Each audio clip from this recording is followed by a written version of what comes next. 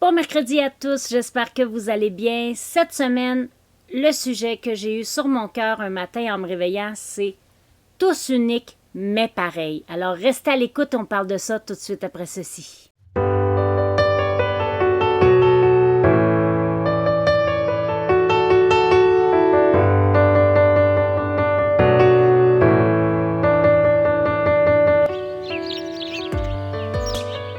Alors, le sujet, tous uniques mais pareils.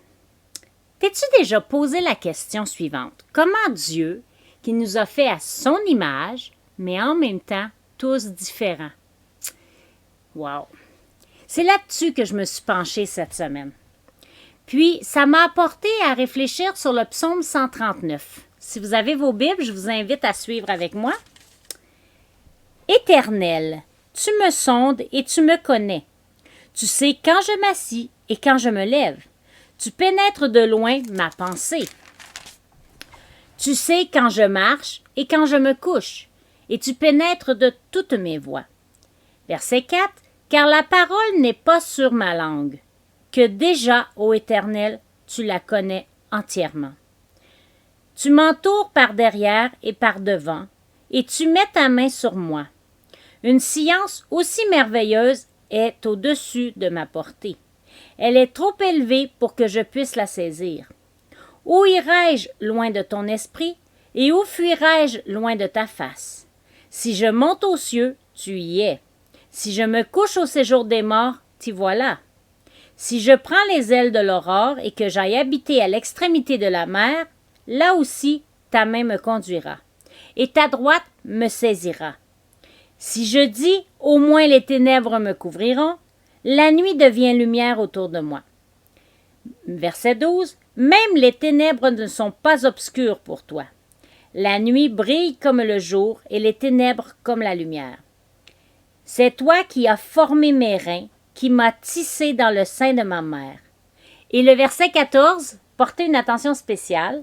Je te loue de ce que je suis une créature si merveilleuse.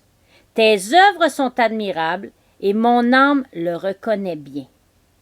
Rappelez-vous de ça la prochaine fois que vous vous regardez dans le miroir et que vous vous dites des choses pas belles, là, rappelez-vous de ce verset-là. On le répète. Je te loue de ce que je suis une créature si merveilleuse. Tes œuvres sont admirables et mon âme le reconnaît bien.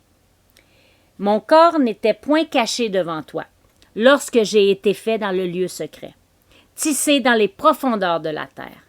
Quand je n'étais qu'une masse informe, tes yeux me voyaient, et sur ton livre étaient tous inscrits les jours qui m'étaient destinés, avant qu'aucun d'eux n'existât, que tes pensées, ô Dieu, me semblent impénétrables, que le nombre en est grand. Si je les compte, elles sont plus nombreuses que les grains de sable. Je m'émerveille et je suis encore avec toi. Ah non, excusez, je m'éveille et je suis encore avec toi. Oui, tu peux t'émerveiller aussi quand même. Ô Dieu, verset 19, puisses-tu faire mourir le méchant? Homme de sang, éloignez-vous de moi. Ils parlent de toi d'une manière criminelle, ils prennent ton nom pour mentir, eux tes ennemis. Éternel, n'aurais-je pas de la haine pour ceux qui te haïssent, du dégoût pour ceux qui s'élèvent contre toi? Je les hais d'une parfaite haine, ils sont pour moi des ennemis. Verset 23, c'est un chant qu'on connaît très bien. Sonde-moi, ô Dieu, et connais mon cœur. Éprouve-moi et connais mes pensées. Regarde si je suis sur une mauvaise voie et conduis-moi sur la voie de l'éternité. À tous les jours, comme je le dis plusieurs fois dans mes vlogs, c'est important de sonder nos cœurs. C'est important de voir où on en est avec le Seigneur. Est-ce que nos vies sont un exemple pour les gens autour de nous? Donc, oui, c'est important, la fin du chapitre, mais je reviens encore à mon verset 14. Je te loue que je suis une créature merveilleuse. Arrêtez de dire que vous n'êtes pas beau, que vous n'êtes pas fin, que vous n'êtes pas ci, que vous n'êtes pas ça. Arrêtons de regarder les modèles qu'on voit de mannequins et toutes ces choses-là. Dieu nous voit au plus profond de nous. C'est pas juste la beauté extérieure. c'est aussi au plus profond de nous.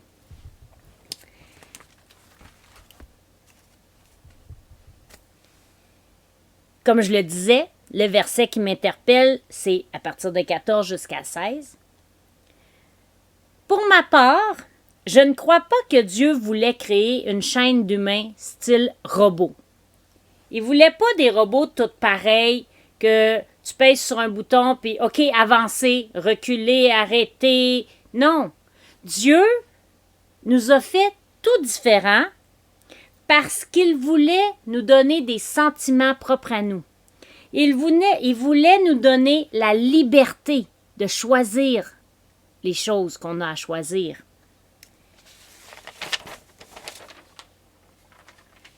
Et pour cela, je lui dis merci. Maintenant, en faisant mes recherches, je suis tombée sur des textes très intéressants. Le premier s'intitule « Regarde-toi, avec les yeux de Dieu ». On va lire ça ensemble. Ça vient d'un site qui s'appelle, donnez-moi 2 petites secondes, qui s'appelle Christianisme actif. Puis je trouvais vraiment tellement intéressant que j'ai décidé de vous le lire au complet. Ça va comme suit. Aux yeux de Dieu, tu es précieux, unique et d'une grande valeur. Quel regard portes-tu sur toi-même? Connais-tu ta valeur? Tu as été créé dans un but bien précis. Toi, ton corps, ton âme et ton esprit ont été formés et tissés par Dieu, et chaque jour qui t'était destiné a été façonné dans les moindres détails comme les pages d'un livre. Lui aussi fait référence au psaume 139. Toi, ton existence, tes traits de caractère, tes capacités ne sont pas une erreur. Dieu ne fait jamais d'erreur. Il t'a créé et t'a placé dans un corps, dans une famille et sur la terre de manière tout à fait réfléchie. Dieu désire que tout le monde puisse vivre dans un environnement sain et sûr où règne l'amour pour lui. Et pourtant, certains subissent des torts et passent par des situations qui leur portent préjudice à cause du manque de sagesse ou même à cause carrément du péché des autres. Le mal prend souvent le dessus dans ce monde ténébreux, ce qui n'est pas l'intention de Dieu, à prime abord. Sa volonté est que nous choisissions tout ce qui est juste et que nous faisions le bien. Dieu veut soigner ceux qui souffrent et qui sont brisés. Son plan est de mettre fin à toute la souffrance et d'établir une nouvelle terre où il n'y aura ni pleurs, ni douleur, ni tristesse, juste de la joie. Tu es un enfant de Dieu, tu fais partie de son propre peuple, élu et formé pour vivre une vie pure et fidèle. Car nous sommes son ouvrage, ayant été créés en Jésus-Christ par de bonnes œuvres que Dieu a préparées d'avance afin que nous les pratiquions. Éphésiens 2, 10. Ne méprise pas ce que Dieu a créé et ce qu'il aime. Si tu doutes de Dieu et que tu te plains de son œuvre, de ce que tu es et des situations que tu traverses, tu passes à côté de très bonnes œuvres et de bénédictions qu'elles amènent dans ta vie. On continue, ça dit « Tu es parfait ». Qu'est-ce qu'il veut dire par là?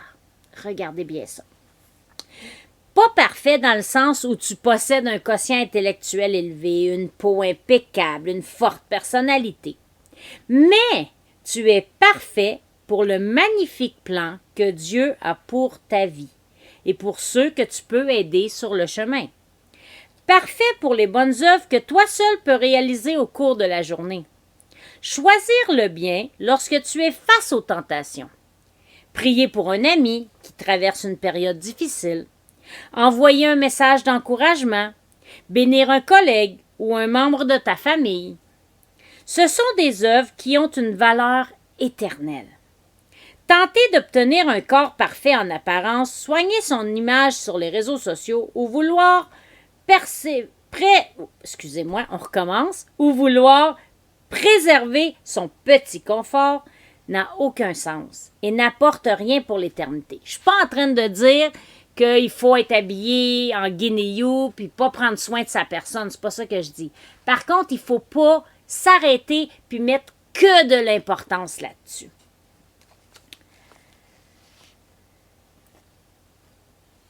Donc, comme je le disais, pas parfait dans le sens où tu fais tout de la bonne manière dès le premier coup, où tu n'as pas cédé au péché et que tu n'es pas tenté par le péché.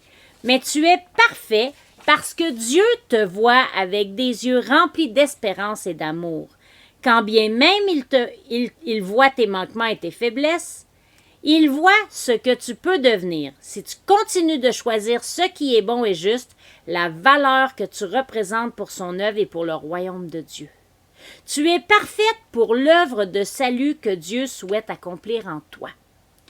Laisse Dieu guider ta vie, te former au travers des tribulations, et tu deviendras parfait et accompli sans faillir en rien, dans chaque chapitre de ta vie. Vous irez voir Jacques 1, 4. Maintenant, ça ne s'arrête pas là. Tu es bien-aimé. L'amour de Dieu est plus puissant et plus profond que tout l'amour et les émotions d'un être humain. Souvent, c'est ça le problème. C'est qu'on voit avec nos yeux humains. Puis là, on essaye de comparer Dieu avec nos yeux humains. Mais Dieu, il ne nous voit pas avec des yeux humains. Il nous voit avec ses yeux à lui. Dieu est pour toi un ami proche qui te connaît et qui te comprend mieux que quiconque. Il voit ton cœur, ton désir d'être bon. Il voit tes combats et de quelle manière tu es attiré vers de mauvaises choses. Il est toujours présent pour t'écouter et pour t'aider lorsque tu le pries d'un cœur humble et sincère. Psaume 34,15 dit ceci. « Les yeux de l'Éternel sont sur les justes et ses oreilles attentifs à leurs cris. » Si tu t'approches de l'Éternel, il va entendre ce que tu as à lui dire. Il va entendre quand tu as des douleurs. D'autres t'ont maltraité. Tu te sens seul, insignifiant, inutile. L'amour de Dieu te réconforte lorsque tu places ta vie, tes pensées entre ses mains. Est-ce que tes plans ont échoué? Est-ce qu'il t'est déjà arrivé un événement difficile dans la vie ou dans la vie d'un être cher? Tu n'en es pas moins aimé de Dieu. Son amour, écoutez bien, est inconditionnel. Wow! Dieu n'est pas injuste. Il permet que la tragédie s'abatte sur les bons comme sur les mauvais. Parce que Dieu souhaite t'enseigner quelque chose au travers des épreuves et te mener à lui. Il prend un soin jaloux de ton esprit précieux et il veut te sauver des péchés qui te rendent malheureux. Ça ne veut pas dire que si tu as un problème, c'est nécessairement Dieu qui l'a mis dans tes pattes, le problème. Par contre, il va se servir de ton problème pour te faire réaliser quelque chose. On continue. Tu es, qu'est-ce qu'on disait tantôt? Unique. Personne n'est comme toi, dans le bon sens du terme. Tu as une place importante dans ce monde et dans l'œuvre de Dieu. Peut-être que tu n'aimes pas ton aspect physique ou tes traits de personnalité. Peut-être que tu n'excelles pas dans tes choses comme le sport, la musique, ou que tu as le sentiment de manquer de talent en te comparant aux autres.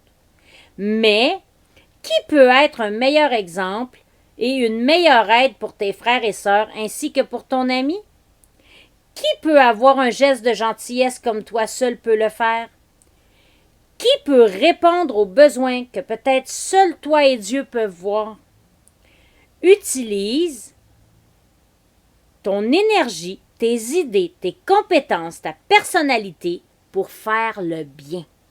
Là où tu es placé, à la maison, à l'école, au travail, avec ta famille, tes amis, fais ce que Dieu veut que tu fasses de ta vie. Tu es la prunelle de l'œil de Dieu. Wow. Dieu te suit de près comme un père aimant et attentif. Tu lui es très cher et il aspire à ce que cela aille bien avec toi. Ses pensées à ton égard sont des pensées de paix et non de malheur, comme je vous disais tantôt, afin de vous donner un avenir et de l'espérance. Jérémie 29, 11. Tes décisions sont importantes à ses yeux.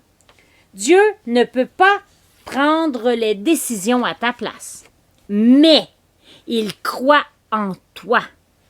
Et il est désireux de t'aider si tu lui demandes. Dieu, il attend juste ça. Hein? On en a parlé quelques semaines passées. Dieu, il attend. Il est là sur le bord de notre porte. Puis qu'est-ce qu'il fait? Vous vous en souvenez la semaine passée, hein? Il cogne à notre porte. Il est pour toi un protecteur, un mentor, un guide, un ami. Si tu es tombé dans le péché à de nombreuses reprises ou que tu as fait une énorme erreur et tu te sens très peu méritant, Dieu est prompt à pardonner celui qui se repent. Il ne te laissera jamais tomber et ne deviendra jamais ingrat et impatient. Le roi David avait confiance en l'amour bienveillance de Dieu lorsqu'il affrontait ses ennemis. Il priait quoi? Garde-moi comme la prunelle de l'œil. Protège-moi à l'ombre de tes ailes, comme les méchants qui me persécutent contre mes ennemis acharnés qui m'enveloppent. Ça vient de Psaume 17, 8 et 9. Tu peux faire de même et te réfugier dans la parole de Dieu. Hein, on le répète à chaque semaine, la parole de Dieu. Lorsque tu es face à des pensées sombres de découragement et de condamnation, les sentiments et les pensées futiles n'ont aucune valeur. Mets en pratique les vérités de la parole de Dieu, crois en elle et tu deviendras libre. Et on termine en disant ceci, ta vie est d'une grande valeur. Il n'y a rien de plus rare et de plus important que quelqu'un qui place sa confiance en Dieu et qui obéit à ses commandements. Ces personnes sont les vraies étoiles de ce monde. Elles seront révélées comme étant les fils et les filles de Dieu lorsque Jésus reviendra. Vous êtes la lumière du monde. Une ville située sur une montagne ne peut être cachée. Ça, c'est tiré de Matthieu 5, 14. Demande à Dieu qu'il t'ouvre les yeux pour que tu vois la valeur d'une vie consacrée à lui. Et tu commenceras à voir ta vraie valeur, la valeur de ceux qui t'entourent. Vis avec un but devant les yeux, selon le plan de Dieu pour ta vie, et tes bonnes décisions auront une signification éternelle. Regarde-toi toi-même, ainsi que les autres avec les yeux de Dieu, et ta vie sera pleine d'espérance et lumineuse. Wow! Que c'est merveilleux, n'est-ce pas? Et puis là, je vous lis ça. Ça dit « vous, toi », mais je me parle en même temps. C'est pas moi qui l'ai écrit, ce texte-là. Puis quand je l'ai lu, là, j'ai fait « oh que wow, faut que je partage ça avec mes amis sur mon vlog ». J'ai aussi trouvé un texte de Noémie G qui s'intitule comme si « Personne d'autre n'est comme toi ». Et le bout du texte que je voulais lire avec vous, c'est « Tu es unique, mais tu es comme tout le monde ». Ça revient un peu à mon titre du début, n'est-ce pas? C'est la vérité. Tu es unique. Personne d'autre n'a le même ADN que toi. Aucun autre être humain ne vivra de façon identique les mêmes expériences que toi. De plus, considérer l'individu comme un être à part entière vise aussi à garantir ses droits et libertés. Très bien. Pourtant, le monde dans lequel nous vivons est plein de paradoxes. Il nous dit que chaque être humain est unique et doit apprendre à avoir confiance en lui-même. Mais en même temps, chaque individu doit savoir se conformer, j'avais de la misère avec celle-là, à la masse pour être bien vu et accepté. Démarque-toi par ton style vestimentaire, mais sois conforme à la mode. Ah, c'est ça que le monde nous dit. Sois naturel, mais évite de sortir sans maquillage. Dis ce que tu penses, mais ne parle surtout pas de Dieu. Et là. Tu vois comment le monde est, hein? Tu n'as pas l'impression que cette société nous ment? Un peu comme si elle affirmait valoriser notre individualité pour notre bien, alors qu'en réalité, elle nous pousse à rester centrés sur nous-mêmes. Un peu comme ce qu'on annonce, ce qu'annonce Paul à Timothée. Sache que dans les derniers jours, il y aura des temps difficiles, car les hommes seront égoïstes, amis de l'argent, fanfarons, hautains, blasphémateurs, rebelles à leurs parents, ingrats, irreligieux. Ça vient de 2 Timothée 3, 1 et 2. N'est-ce pas que ça ressemble pas mal au monde dans lequel on vit présentement? On disait tantôt encore, tu es comme tout le monde, mais tu es unique. Tu te dis peut-être que j'exagère. Ça, c'est elle qui le dit. Mais je pense que je pourrais dire un peu ce qu'elle dit. Mais je ne pense pas que aimer ton prochain comme toi-même signifie aime-toi plus que les autres pour aimer. Non, la Bible nous présente une autre conception de l'humanité. Celle qui nous dit que le péché d'un homme a suffi à tous nous condamner. Là, on parle d'Adam, n'est-ce pas? D'Adam et Ève. Contrairement à la société qui nous ment, contrairement à la société, elle ne nous ment pas. Même si la vérité est difficile à accepter, elle nous apprend que nous sommes tous pareils, tous dans le même bateau. Bref, pas un pour rattraper l'autre. Enfin, s'il y en a un qui a tout changé. Qui est-ce qui a tout changé? C'est Jésus. Jésus nous a fait connaître le Père, un peu comme un entonnoir, qui commence avec la vision d'une masse de pécheurs et qui se renferme petit à petit sur Jésus. Il est Dieu fait homme, prêt à se rapprocher de sa créature. Alors, oui, tu es unique aux yeux de Dieu. La Bible nous dit qu'il t'a choisi dès le sein de ta mère, hein, comme on l'a lu tantôt, puis qu'il connaît même le nombre de cheveux qu'on a sur la tête. Wow! Que c'est merveilleux, n'est-ce pas? Alors, comme on disait tantôt, tous uniques, mais pareil, hein, je reviens toujours avec ça, je reste avec mon idée. Parlons de l'ADN. Nous avons chacun notre ADN personnel, hein, ça le disait tantôt. C'est fou! Quand je vois 2 personnes pareilles, des jumeaux, exemple. Prenons mes neveux, par exemple. 2 beaux garçons. À mes yeux, ils sont pareils. Heureusement, ils ont des lunettes maintenant. Parce que sinon, là, je les reconnais pas encore, même après 6 ans. Heureusement, ils n'ont pas des lunettes pareilles. Même si des fois, ils peuvent changer leurs lunettes pour me jouer des tours. Ils sont spécialistes là-dedans, d'essayer de me faire croire qu'ils sont l'autre jumeau. Mais, si on regarde leur empreinte, j'ai toujours de la misère avec ce mot-là, ils sont pas pareils. C'est spécial, des jumeaux identiques, qui se ressemblent, mais ils sont pas pareils. Ils n'ont pas le même ADN. Puis, si vous demandez à leur papa, leur maman, leurs grands-parents qui sont à la maison aussi, ils vont vous dire qu'ils sont pas pareils. C'est assez spécial quand même. Donc, en conclusion, où je voulais en venir avec mon vlog cette semaine, c'est que Dieu nous voit uniques et qu'il nous a créés et qu'il nous aime, qu'il a envoyé, on a parlé tantôt dans le dernier texte, il a envoyé son Fils pour nous, afin que nous puissions être avec lui pour l'éternité. N'attendons pas qu'il soit trop tard pour venir à lui. Car, vous savez, il revient bientôt. En plus, on ne sait pas quand est-ce qu'on va partir. Dans 1 seconde, je pourrais partir. Il pourrait m'arriver quelque chose. Quand mon heure va être arrivée, ça va être comme ça, en un clin d'œil. Alors, n'attendons pas qu'il soit trop tard. Approchons-nous de Dieu. Si ce n'est pas déjà fait, demandez-lui de venir dans votre cœur. Demandez-lui de diriger votre vie.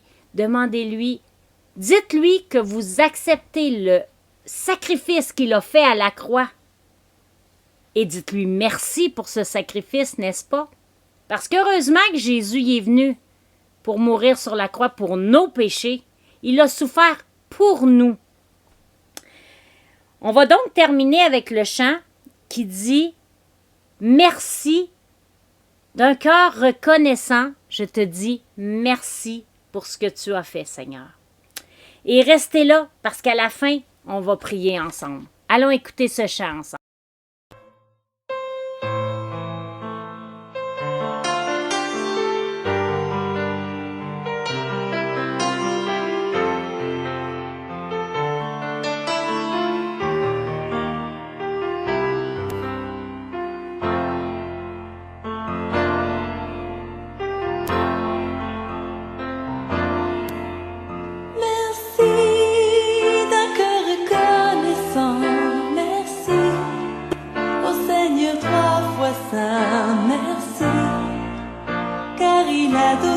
Jésus-Christ, son Fils.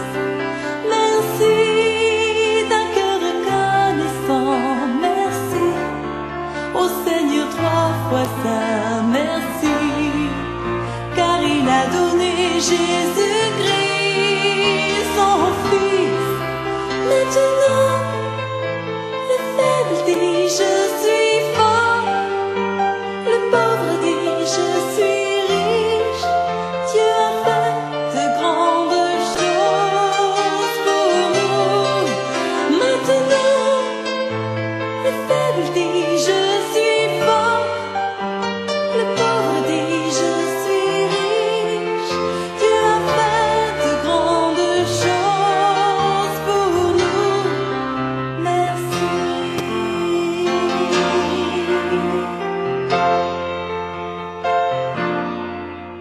Merci d'un cœur reconnaissant.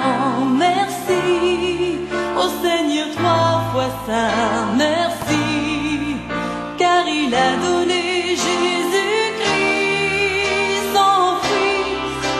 Merci d'un cœur reconnaissant. Merci au Seigneur trois fois saint. Merci, car il a donné Jésus-Christ, son Fils. Maintenant, le faible dit je suis fort, le pauvre dit je suis riche. Dieu a fait de grandes choses pour nous. Maintenant, le faible dit je suis fort, le pauvre dit je suis riche. Dieu a fait de grandes choses pour nous. Merci. Merci.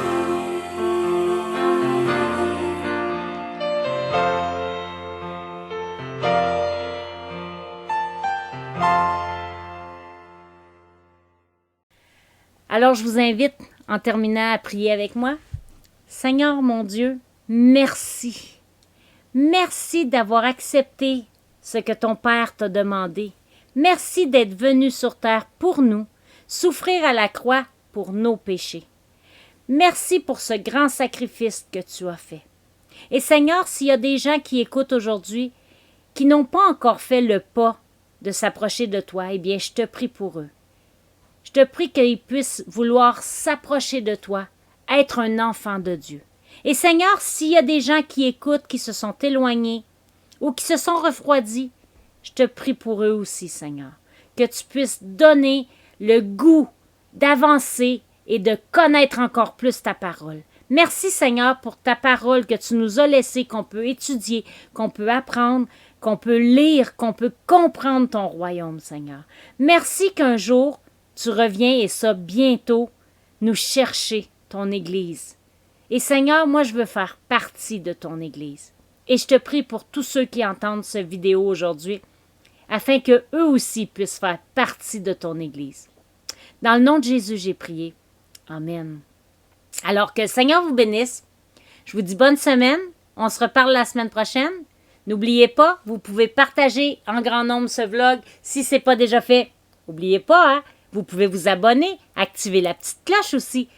Aimez la chaîne, aimez la vidéo. Je le répète, partagez en grand nombre. Vous ne savez pas qui a besoin d'entendre cette parole aujourd'hui. Peut-être que vous avez des amis que vous ne savez pas qui ont besoin d'entendre ça. Alors, n'hésitez pas à leur partager en grand nombre. Je vous dis que le Seigneur vous bénisse. Et si vous avez des sujets que vous voulez qu'on parle, misyl2009@gmail.com. Écrivez-moi, ça va me faire plaisir de regarder ça. Et si vous avez des questions, parce qu'aujourd'hui, vous venez de demander au Seigneur, de dire au Seigneur merci pour ce sacrifice et vous lui avez demandé de faire partie de votre vie maintenant, eh bien, je vous encourage, si vous ne connaissez pas de gens autour de vous qui sont chrétiens ou une église pour grandir dans votre foi, écrivez-moi, puis on regardera ça ensemble pour vous trouver une place. Inquiétez-vous pas, on va trouver. Alors que le Seigneur vous bénisse. Passez une bonne semaine. Bye bye.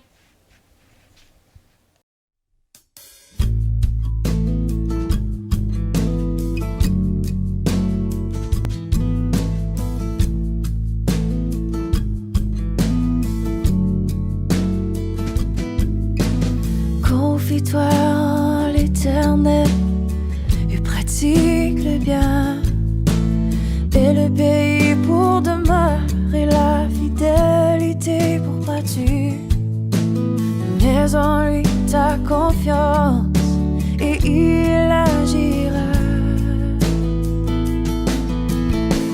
Fais de l'Éternel tes délices et il te donnera ce que ton cœur désire. Garde le silence devant l'Éternel et espère en lui. Ne t'irrite pas contre celui qui réussit dans ses voies, contre l'homme qui vient à bout de ses mauvais desseins. Fais de l'Éternel tes délices et il te donnera ce que ton cœur désire. Laisse la colère, abandonne la fureur. Ne t'irrite pas, non, ce serait mal fait.